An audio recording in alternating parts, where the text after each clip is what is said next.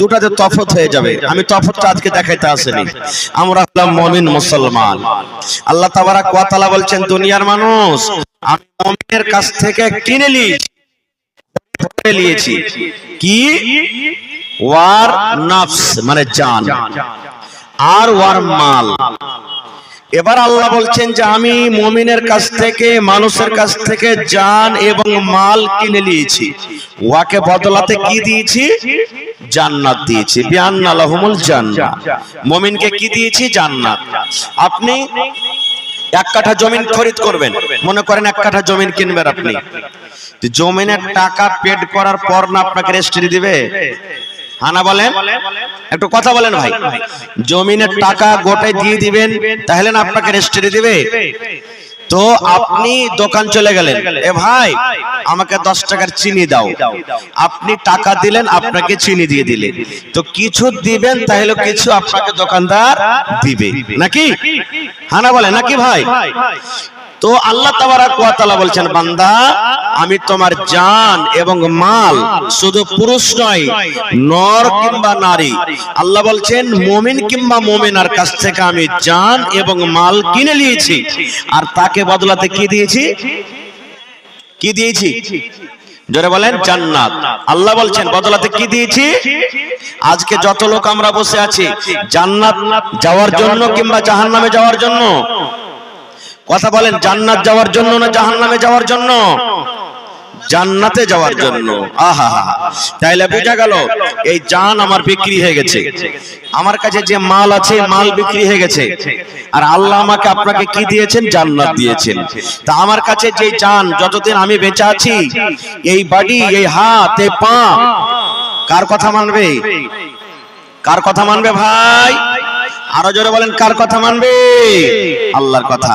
আমার বাড়িতে যে মোটরসাইকেল, আমার বাড়িতে যে 4 চাক্কা, আমার বাড়িতে যে মাকান, আমার বাড়িতে যে সাইকেল, আমার পকেটে যে মোবাইল, আমার বাড়িতে যে জমিন 5 বিঘা 10 বিঘা, আমার কাছে যে 5 লাখ 10 লাখ টাকা ব্যাংক ব্যালেন্স আছে, এটা কার? এটা কার?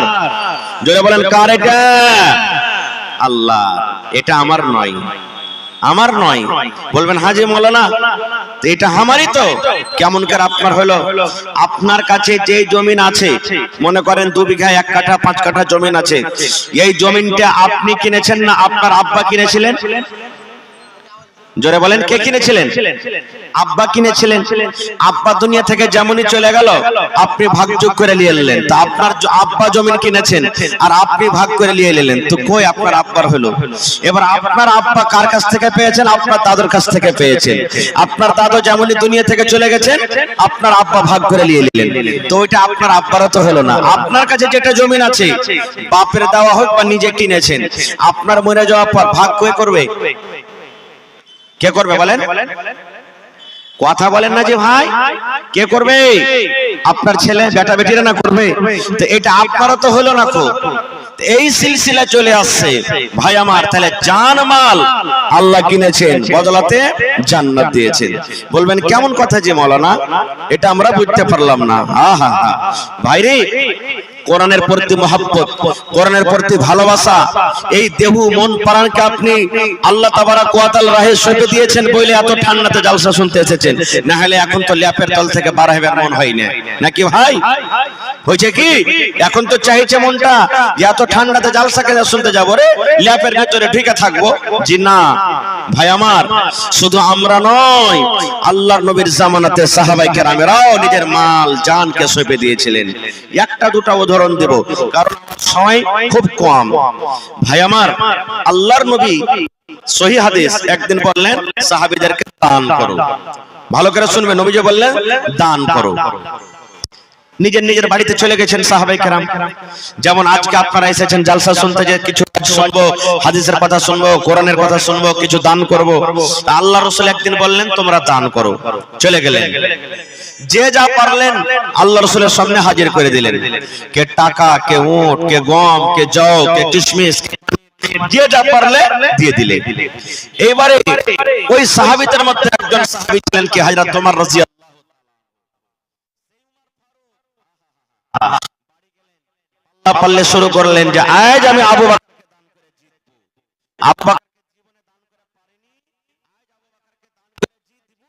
ও আমি। বাড়ি চলে গেলেন, খাতা কলম লিয়ে বসলেন, মালকে দুই ভাগ করলেন। কয় ভাগ করলেন ভাই? দুই ভাগ। মনে কি আবু বকর রাদিয়াল্লাহু তাআলা আনহুকে দান করে দিয়ে দেব। চলে গেলেন, মালকে দুই ভাগ করার পর এক ভাগ নিজের ছেলে মেয়ের জন্য বাড়িতে রাখলেন, আর এক ভাগ আল্লাহ রাসূলের সামনে হাজির করে দিলেন।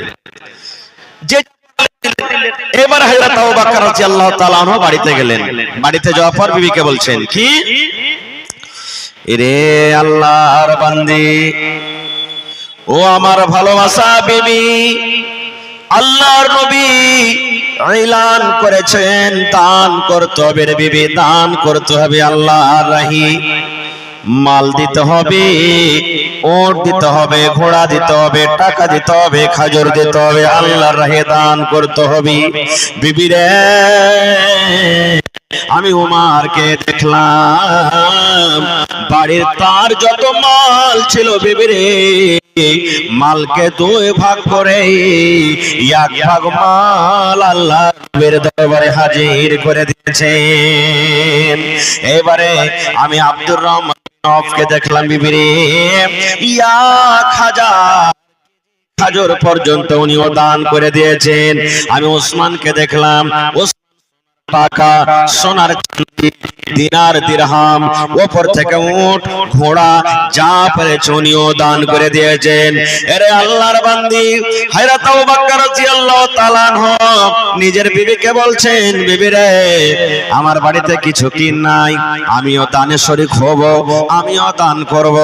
দয়ার নবী বলেছেন দান করতে হবে বিবি রে, এই জন্য দেখো তো আমার বাড়িতে কিছু পাওয়া যায় কিনা। ওরে সুবহানাল্লাহ। এবারে বাড়িতে খোঁজাখুঁজি করতে লাগলেন, দেখি বাড়িতে কি আছে, দেখি তলাশ করে কি আছে। আরে আমার সন্দেলপুর এলাকার মায়েরা, ভাইয়েরা, খালারা শুনলেন, ওরে আল্লাহ এত বড় সাহাবী,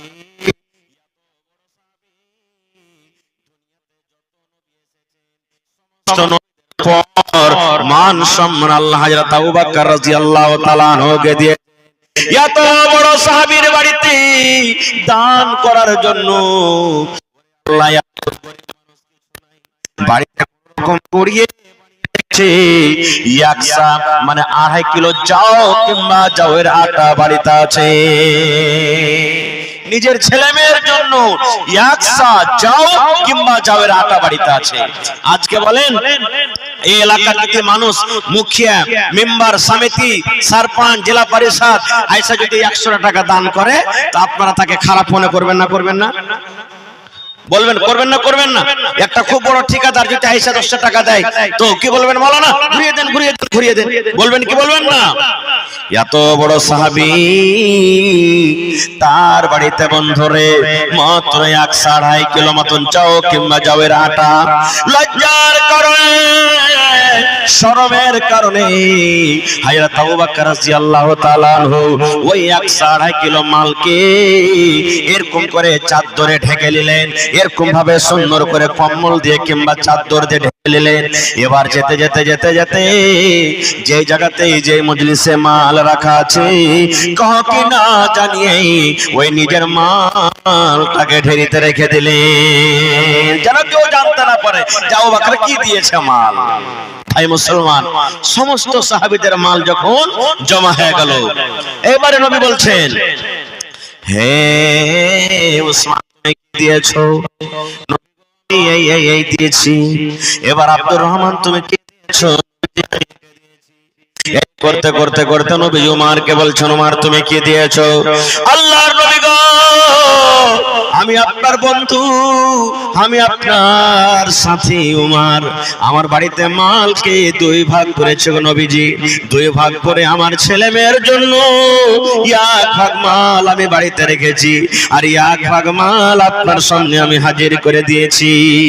এইবারে নবীজি আবু বকরকে বলছেন, আবু বকর রে, তুমি কি দিয়েছো রে বাবা, তুমি কি এনেছো? ওরে আল্লাহ। এবার হযরত আবু বকর রাদিয়াল্লাহু তাআলা আনহু বলছেন, আল্লাহর নবী গো, আমি আবু বকর কি দিয়েছি এটা জিজ্ঞাসা না করে নবী গো, আমি আল্লাহর রাহে কি দিয়েছি আর আমার ছেলে মেয়ের জন্য বাড়িতে কি রেখেছি এটা একটু জিজ্ঞাসা করেন। আল্লাহ রাসূল বলেন, আবু বকর তুমি কি দিয়েছো বাবারে, আল্লাহর রাহে আজকে তুমি কি দান করেছো, আর তোমার ছেলে মেয়ের জন্য বাড়িতে কি রেখেছো। এবার হযরত আবু বকর রাদিয়াল্লাহু তাআলা আনহু বলছেন, আল্লাহ নবী গো, আমি আপনার বন্ধু, আমি আপনার শ্বশুর আবু বকর, আমি আমার বাড়িতে যা ছিল, আমি আমার বাড়িতে যা ছিল সমস্ত মালকে রে আমি আল্লাহর রাহে কুরবানি করে দিয়েছি। নবী বলছেন, আবু বকর রে, তোমার বাড়িতে কি রেখেছো, তোমার ছেলের জন্য কি রেখেছো, মেয়ের জন্য কি রেখেছো, তুমি খাবে, তোমার বিবিরে কি খাবে, তুমি বাড়িতে সংসারের জন্য কি রেখেছো। হযরত আবু বকর বললেন, ইয়া রাসূলুল্লাহ, আমার বাড়িতে শুধু আল্লাহ এবং আল্লাহর নবীকে আমি রেখে দিয়েছি, আল্লাহ এবং আল্লাহ রাসূলকে বাড়িতে রেখে দিয়েছি, আল্লাহর উপরে তাওয়াক্কুল ভরসা করে আমার বাড়িতে যা ছিল সমস্ত মাল আমি আল্লাহর রাহে দিয়ে দিয়েছি। নারে তাকবীর। দেখেন ভাই কেমন ছিলেন তারা, মালের কুরবানি কিভাবে করেছিলেন বুঝতে পারলেন? নাই বাড়িতে কিছু, ঝাড় ঝুড়িয়ে দিয়ে দিলেন, একটু জানের কুরবানি চলেন। আহা, জানের কুরবানি। আপনারা সবাই জানেন যে নবীজিকে মারার জন্য মক্কার বেঈমানেরা নবীজির বাড়ি ঘেরাও করেছিল না করেনি? শুনেছেন এই ঘটনা, শুনেছেন, পড়েছেন যে থাকবে বাঁশ না বাজবে বাঁশরি, ই মেরি ফেলে দেবো মোহাম্মদ ছেলেটাকে, খালি আমাদের ধর্মের ব্যাপারে আজো বাজো কথা বলছে। মক্কার বড় বড় সর্দারেরা প্রত্যেক খানদান থেকে একটা দুটা করে লোক নবীর বাড়ি ঘেরাও করে নিয়েছে, নবীর বাড়ি ঘেরাও করে নিয়েছে। কিন্তু নবীজি জানেন না যে আমাকে মারার জন্য মক্কার লোকেরা আমার বাড়ি ঘেরাও করেছে। আল্লাহ রাব্বুল আলামিন এইবার হযরত জিবরিল ফেরেশতাকে ডাকতে বলেন, জিবরিল রে, আমার নবীকে মারার জন্য ওই মক্কার বেঈমান মুশরিকরা নবীর বাড়ি ঘেরাও করেছে, আমার নবীকে কোনো খবর নাই, যাও যাও যাও আমার নবীকে তুমি খবর দিয়ে দাও। লম্বা ঘটনা যাব না। আল্লাহর নবী, ওরে সুবহানাল্লাহ, বেঈমান মুশরিকের চোখে ধুলা দিয়ে ফাঁকি দিয়ে দয়ার নবী বাড়ি থেকে বের হয়ে গেলেন। রাতে রাতে নবীজি আবু বকরের বাড়িতে চলে গেলেন। আবু বকরি, আল্লাহর অর্ডার হয়েছে, এই বাড়ি তুমি ছেড়ে দাও, এই কাবা ছেড়ে দাও, এই ছেলে মেয়েকে তুমি ছেড়ে দাও, এই উট রাখাল বাড়ি ছেড়ে দাও, সমস্ত জমি জায়গা মালকে ছেড়ে দাও, আর খালি হাতে আল্লাহ এবং আল্লাহ রাসূলের জন্য এই মক্কা থেকে হিজরত করে মদিনার দিকে রওনা হয়ে যাও। চলো তাড়াতাড়ি করে হাঁটতে লাগলেন দুইজন। কে? হযরত আবু বকর রাদিয়াল্লাহু তাআলা আনহু সাথে আল্লাহর নবী মুহাম্মদ সাল্লাল্লাহু আলাইহি সাল্লাম, দুইজন হাঁটতে লাগলেন। সকাল হয়ে গেছে, দেখছে তাহারে মোহাম্মদ ছেলেটা বার হয় না কেন বাড়ি থেকে, কি ব্যাপার? বাড়িতে যদি যে দেখছে, ভাই ঘটনাটা লম্বা, আমি ছোট করে বলছি। তা আল্লাহ রাসূল বিছানে নাই, নবীজির জামাই একদিক থেকে জামাই, একদিকে কাকাইতো ভাই হযরত আলী রাদিয়াল্লাহু তাআলা নবী বিছানে শুয়ে আছেন। আহা, তার সাথে যা পারলেন করলেন। এবারে এলান করে দিলে, ধরো, যে মুহাম্মাদের গলা কাটা আনতে পারবে 100টা উট তাকে ইনাম দেওয়া হবে। যে নবীর গলা কেটে আনতে পারবে 100টা উট তাকে ইনাম দেওয়া হবে, যেই জায়গাতে পাবে তার গলাকে কেটে নাও, এলান করে দিলেন। আচ্ছা বলেন তো, নবীকে মারার জন্য মুশরিকরা তাইনাত, সাথে আবু বকর রাদিয়াল্লাহু তাআলা আনহু আছেন, যদি নবীর সাথে ওয়াকে পাইতো ছাড়বে যে ভাই? ছাড়বে? বলেন তো ছাড়বে? ছাড়বে কি? ছাড়বে না। আহা, দেখেন কেমন ঈমান, এই যে আল্লাহ জানকে কিনে নিয়ে এসেছে। আহা, হাঁটতে হাঁটতে হাঁটতে সকাল হয়ে গেল। এবারে চারিদিকে বেঈমান মুশরিকরা ঘুরতে চলে এসেছে যে ধরো কোন জায়গাতে গেল। এবারে হযরত আবু বকর বলছেন, ইয়া রাসূলুল্লাহ, এই পাহাড়ে একটা গর্ত আছে যার নাম হলো সাওর, গারে সাওর। হাজী সাহেবরা দেখেছেন যারা হজ করতে গেছিলেন, ওখানে একটা গর্ত খাল আছে, ওখানে আমরা লুকিয়ে যাব। এবার ঢুকতে যাবে। হযরত আবু বকর রাদিয়াল্লাহু তাআলা আনহু বললেন, ইয়া রাসূলুল্লাহ, আপনি একটু দাঁড়ান নবী গো, আমি প্রথমে ঢুকবো। কে বলছেন? হযরত আবু বকর। আল্লাহর নবী গো, এই গর্তের ভিতরে, খালের ভিতরে জানি না কত রকম জহরওয়ালা সাপ আছে, বিচ্ছু আছে, কোন রকম প্রাণী আছে, কতদিন থেকে লোকজন এই গর্তের ভিতরে যায়নি। আপনি যদি প্রথমে যান, হয়তো আপনাকে সামে কাপড় দিয়ে দিবে, হয়তো আপনাকে বিচ্ছুতে কামড় দিয়ে দিবে, আপনার ক্ষতি হবে। এই জন্য নবী গো, আমি আপনার বন্ধু আবু বকর আপনার সাথে এসেছি, প্রথমে আমি খালে ঢুকবো, আমি যদি মরে যাই আমি মরবো আর আপনি বেঁচে থাকেন। কারণ আল্লাহ রাব্বুল আলামিন যদি কিয়ামতের দিন আমাকে বলেন, আরে আবু বকর তুমি আমার নবীকে কত ভালোবাসা দিয়েছিলে, কত মহব্বত করেছিলে, যে আমার নবীকে প্রথমে তুমি গাড়ে দিয়ে রেখেছো, গাড়ে তুমি হাঁটিয়ে দিয়েছো, আমার নবীকে প্রথমে তুমি গাড়ে রেখেছো আর পরে তুমি গেছো। এই প্রশ্ন যদি আল্লাহ কিয়ামতের দিন আমাকে করেন আমি হিসাব দিতে পারবো না। এবার একটুখানি আপনি দাঁড়ান, আমি ভেতরে প্রথমে ঢুকি। হযরত আবু বকর রাদিয়াল্লাহু তাআলা আনহু এবারে গর্তের ভিতরে ঢুকলেন। গর্তের ভিতরে ঝুলমুল অনেক কিছু ছিল, সুন্দর করে সাফ সুতরা করে দিলেন। এই মুসলমান, ওই গর্তের ভিতরে ছোট ছোট ছোট ছোট খাল বিল আছে, হয়তো ইঁদুরের খাল আছে, হয়তো সাপের খাল আছে, কিংবা আরো কোনো জানোয়ারের খাল আছে। আল্লাহর নবী এবার হযরত আবু বকরকে বলছেন, আবু বকর গর্ত সাফ হয়েছে? বলছেন যে ইয়া রাসূলুল্লাহ হয়ে গেছে। ওই ছোট ছোট গর্ত কি দিয়ে ঢাকবো, কি দিয়ে ঢাকবো? ওখানে ইট নাই, ওখানে পাথর নাই, ঢাল নাই, কি দিয়ে ঢাকবো? হযরত আবু বকর রাদিয়াল্লাহু তাআলা আনহু নিজের এই কম্বল কিংবা নিজের গায়ে যে চাদর ছিল, ছোট্ট ছোট্ট করে চাদর গুলাকে ছেড়ে ছেড়ে ছেড়ে ছেড়ে সমস্ত খাল গুলাকে ঢেকে দিলেন। এইবারে বন্দরে একটা খাল বন্ধ করার জন্য কিন্তু কাপড় আর পাওয়া যায় না, গোটা গেল। একটা গর্ত কিন্তু বন্ধ করার জন্য ছোট্ট খাল, কাপড় পাওয়া গেল না। হযরত আবু বকর রাদিয়াল্লাহু তাআলা আনহু ওই খালটার উপরে এরকম ভাবে নিজের পা রেখে দিলেন। এবার বলেন, পায়ে যে রেখে দিয়েছে, ভিতরে যদি কোনো সাপ কোনো বিচ্ছু থাকে তো তল থেকে কামড় দিতে পারবে না? পারবে না ভাই? তার পায়ে জোরে বলেন, পারবে না? পারবে না? এবার দয়ার নবী ভিতরে এলেন। হযরত আবু বকর বললেন, ইয়া রাসূলুল্লাহ, আল্লাহর নবী গো, এই যে আপনি আমার রানের উপরে, আপনি আমার পায়ের উপরে মাথাটা রেখে ঘুমিয়ে যান, কারণ গোটা রাত আপনি কিন্তু ঘুমাইতে পারেননি। আল্লাহর নবী এইবারে পায়ের উপরে মাথাটা যেমনই রাখলেন, রাতের জাগা মানুষ, খাস্তা মানুষ, সাথে সাথে নবীর চোখ বন্ধ হয়ে গেল, ঘুমিয়ে গেলেন।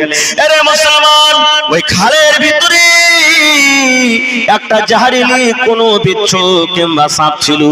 এইবারে ওই সাপটা বিচ্ছুটা উঠার জন্য কিন্তু রাস্তা খুঁজি, ওই দিকে যায় ওটা খাল বন্ধ, ওই দিকে যায় ওটা খাল বন্ধ, ওই দিকে যায় ওটা খাল বন্ধ, ওই দিকে যায় ওটা খাল বন্ধ। এই করতে করতে যে জায়গাতে যে খালে আবু বকর রাদিয়াল্লাহু তাআলা আনহুর পা আছেন, ওই গর্তের সামনে এসে এমন জোর করে হযরত আবু বকরকে কামড় দিলেন, তাকে বিষ লেগে গেল। যে সাপে মানুষকে কামড়ে লাই, সময় মতন যদি তার এলাজ না হয়, ওষুধ না হয়, লোকটা মরবে না বাঁচবে? ভাই বলেন, লোকটা মরবে না বাঁচবে? মরে যাবে। বিষ লেগে গেল। আস্তে আস্তে আস্তে আস্তে করে বিষ উপরে চড়তে শুরু করেছি। হযরত আবু বকর বিষে কাতর হয়ে গেলেন, সহ্য হয় না এত বিষ, চোখ দিয়ে ঝরঝর করে পানি ঝরতে শুরু হয়েছে। নবীজিকে কিন্তু জাগাই না। আহারে, আমার নবীকে যদি আমি জাগাই, আমার নবী কষ্ট পাবে, আমি মরে যাব, আমাকে মঞ্জুর আছে, কিন্তু আমার নবীকে আমি ঘুম থেকে জাগাবো না। আস্তে আস্তে করে বিষ উপরে চড়তে চড়তে ওরে আল্লাহ যখন উপর দিকে এসেছে, তার চোখ দিয়ে ঝরঝর করে পানি ঝরছে। এবারে যেমনই চোখ দিয়ে পানি ঝরা, আমার দয়ার রবের চেহারা কিংবা এই শরীরে এক ফোঁটা পানি পড়ে গেছে। যেমনই পানিটা পড়ে যাওয়া, আল্লাহ রাসূল চেতন হয়ে গেছেন, জেগে গেছেন।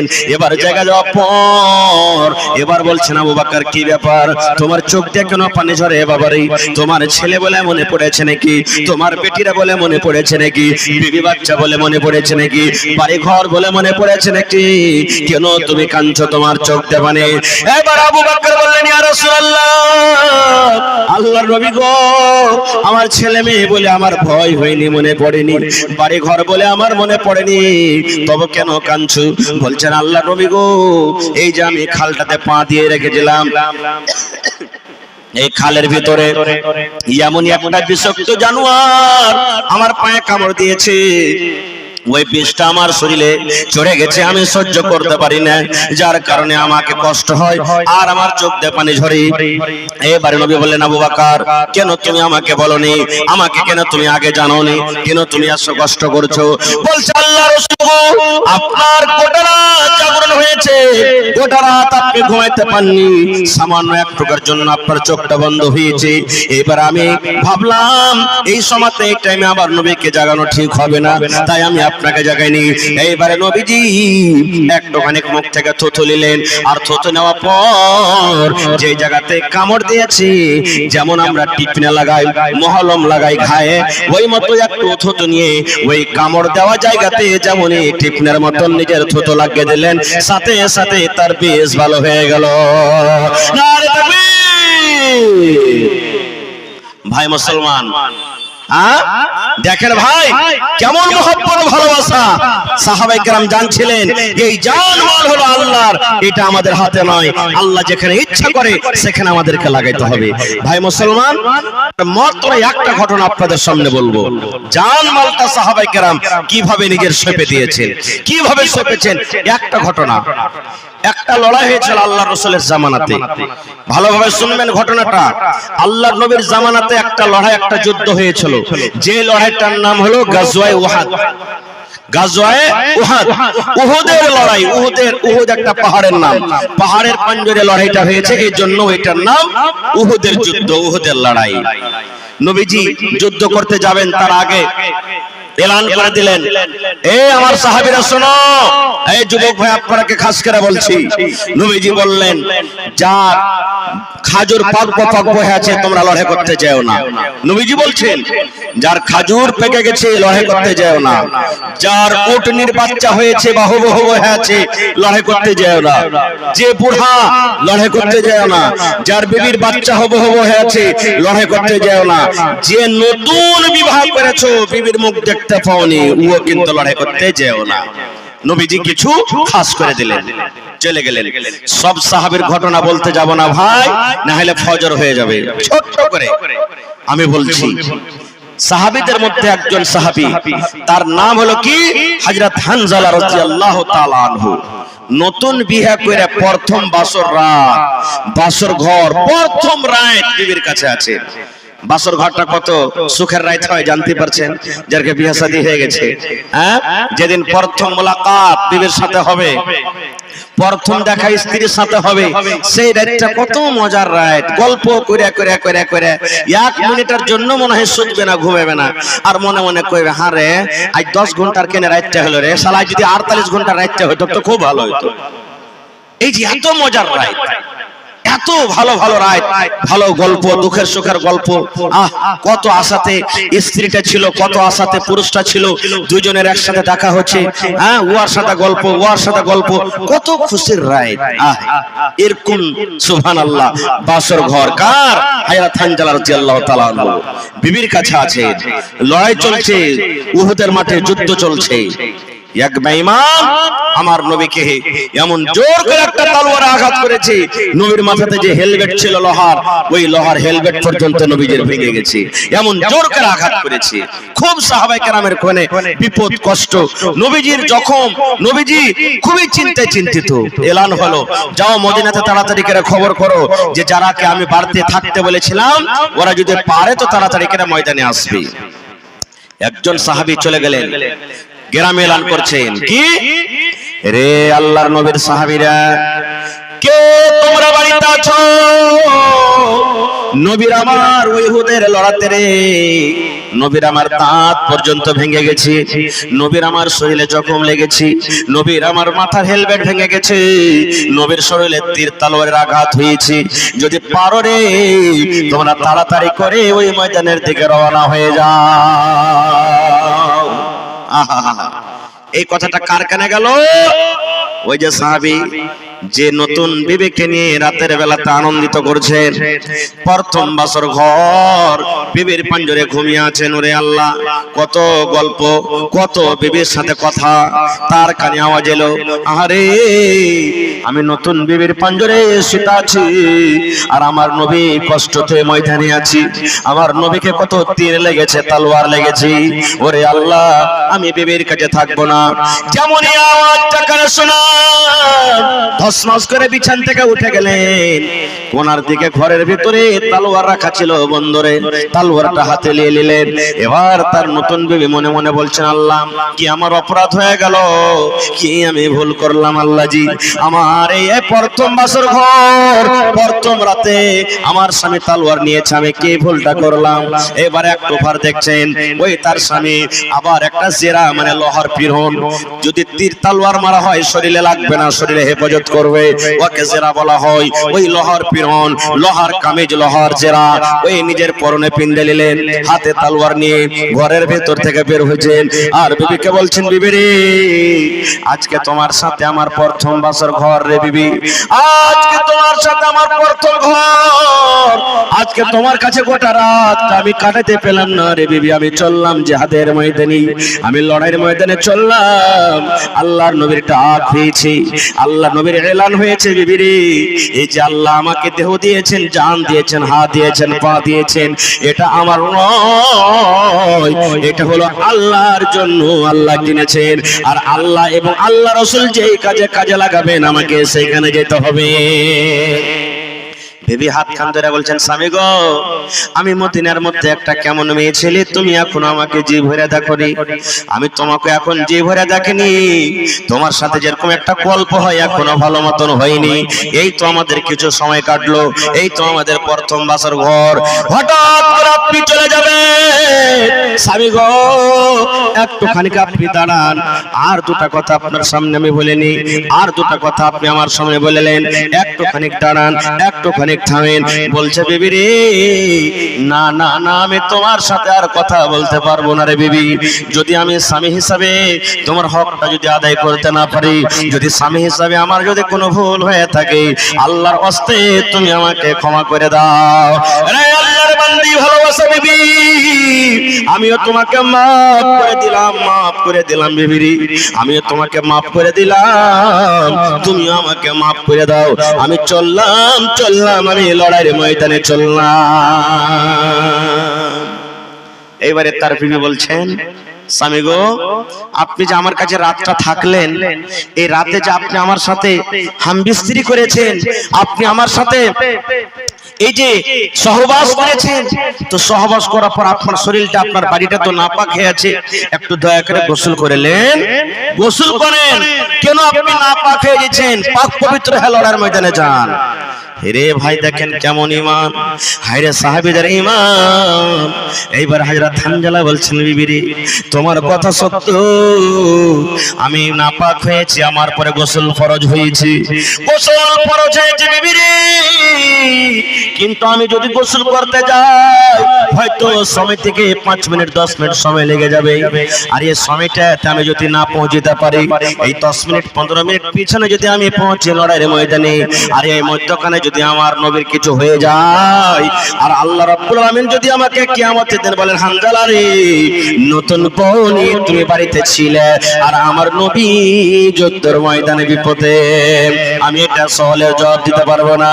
হযরত হানজালা বলতেন, বিবি রে তুমি দোয়া করো আল্লাহর দরবারে, আল্লাহ রাব্বুল আলামিন যদি আমাদেরকে কামিয়াব করেন, যদি আমাদের জিত হয়, লড়াই যুদ্ধ করে যদি গাজী হয়ে বাড়িতে ঘুরতে পারি, বিবি রে আমি বাড়িতে আসার পর আমি ফরজ গোসল করব।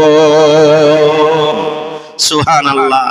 ভাইরে ফরজ গোসল কি জিনিস কত বেটা ছেলে আমরা জানি না, খালি বিবির সাথে মিলতে গেলে গোসলটা ফরজ হয়ে যায় না, বিবির সাথে মিলতে গেলে খালি গোসল ফরজ হলো তা নয়, কয়েক কারণে গোসল ফরজ হয়। যেমন মায়েরা খালারা 5 দিন 7 দিন 3 দিন 4 দিন পর যে হাইজ হয়, হাইজ মাসিক থেকে পাক পবিত্র হবে, হাইজ আর দেখা হয় যায় না, বন্ধ হয়ে গেছে, তখন গোসল করবে, আর নাম হলো ফরজ গোসল।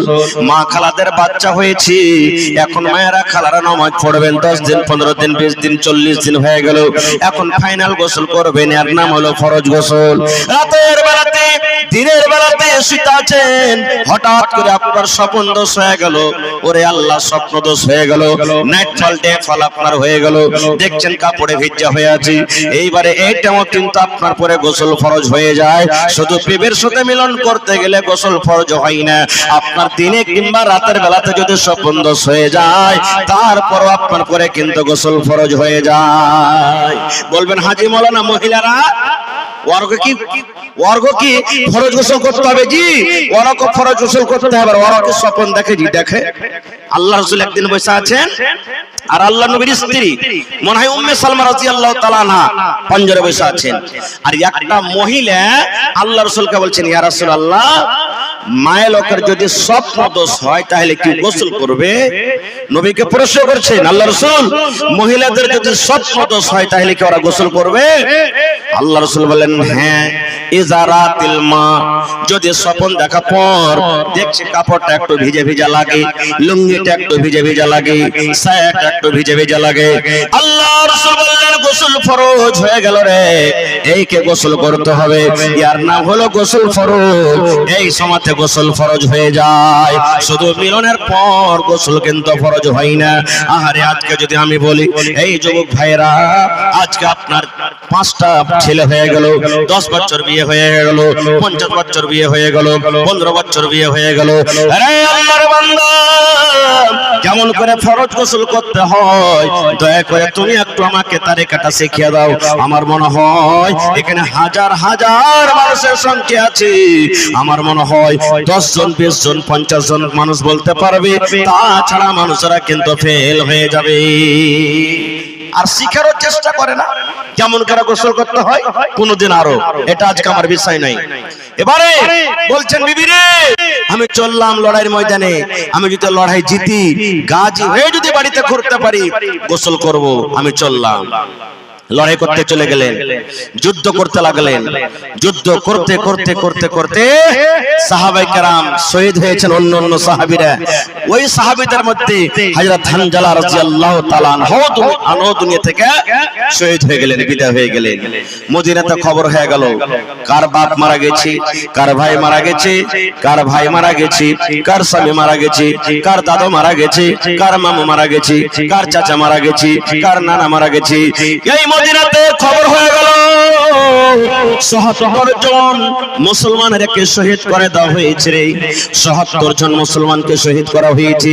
ওই ৭৭ জনের মধ্যে ওরে আল্লাহ, ওই হযরত হানজালা রাদিয়াল্লাহু তাআলা নিজেও শহীদ হয়ে গেছেন। এবার তার বিবি খবরটা পেয়ে এবার চলে গেলেন ময়দানে, যাওয়ার পর নবীকে খবর দিলেন, ইয়া রাসূলুল্লাহ, আল্লাহ নবী গো, আপনার অন্য অন্য সাহাবীরা যারা শহীদ হয়েছেন তারা আপনি বিনা গোসলে মাটি দিয়ে দেন, তারা আপনি গোসল দাবায়েন না, কিন্তু নবী গো, আমার স্বামী হানজালাকে দয়া করে আপনি গোসল দিয়ে মাটি দিবেন। নবী গো, তাকে আপনি বিনা গোসলে আপনি মাটি দিবেন না। নবী বললেন, কি ব্যাপার, কি হয়েছে? বলছেন, ইয়া রাসূলুল্লাহ, আজকে আমাদের প্রথম ঘর, আজকে আমাদের প্রথম বাসর ঘর, আপনার ডাক হয়েছে, এলান হয়েছে বলে ফরজ গোসল খানটা করার সময় পাইনি, তীর তলোয়ার নিয়ে ময়দানে হাজির হয়ে গেছে। এই জন্য নবী গো, আমার স্বামী কোথায় আছে দেখেন, আর দেখা পর তাকে ফরজ গোসলটা আপনি দিয়ে দেন। কারণ দিনের খাতিরে আল্লাহর রাহে যারা কুরবানি হয়ে যায়, ওদের জানাজা নাই, ওদের গোসল নেই, অন্য আলাদা কাপড় লাগবে না। যে কাপড়ে মারা গেছে সেখানে সেই কাপড়ই তার কাফন হবে, যে জায়গাতে মারা গেছে সেখানে দফন হবে। এত আল্লাহর তারা মাহবুব আর পিয়ারা। নবী বললেন, আরে দেখো তো হানজালা কোথায় আছে, হানজালার লাশটা দেখো তো কোথায় আছে। যত মানুষ জীবিত আছে এখানের মধ্যে তো হানজালাকে পাওয়া যায় না, দেখো খুঁজো হানজালার লাশটা কোথায় আছে দেখো। খুঁজতে খুঁজতে খুঁজতে সামনে থেকে সাহাবীরা এলেন, ইয়া রাসূলুল্লাহ, পাওয়া গেল না। পিছন থেকে এলেন, ইয়া রাসূলুল্লাহ, পাওয়া গেল না। ডান দিক থেকে এলেন, ইয়া রাসূলুল্লাহ, পাওয়া গেল না। বাম দিকে এলেন, ইয়া রাসূলুল্লাহ, পাওয়া গেল না। আল্লাহ রাসূল বললেন, সাহাবীরা, কই হানজালার লাশ? হানজালা কোথায় চলে গেল? কোন মুশরিক বেঈমান কি তার লাশটাকে নিয়ে চলে গেল নাকি? কোন মুশরিক তার লাশের বেহুরমতি করবে বলে নিয়ে চলে গেল নাকি? ওহে সুবহানাল্লাহ, দয়ার নবী এইবারে যদি নজর করেছেন পাহাড়ের উপরে পাথরে